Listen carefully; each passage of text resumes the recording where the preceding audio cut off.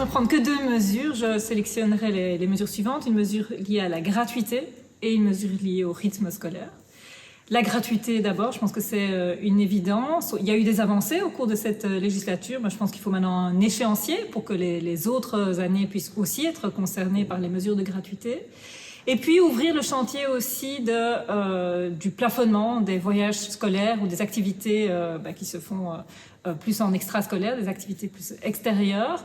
C'est une question à la fois d'accessibilité pour chacune et chacun, pour tous les élèves, mais aussi une question de lutte contre le marché scolaire, contre les effets de sélection du marché scolaire. Donc la gratuité, ce chantier de la gratuité.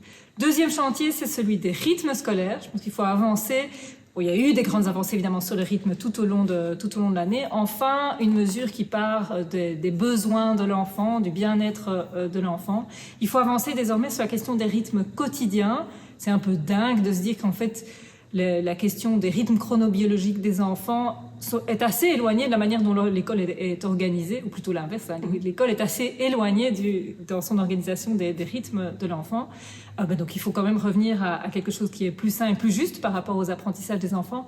Ramener à l'école des questions différentes, des activités différentes, arrêter de hiérarchiser les savoirs et du coup mieux orienter les enfants, notamment au moment de l'orientation à la fin du tronc commun.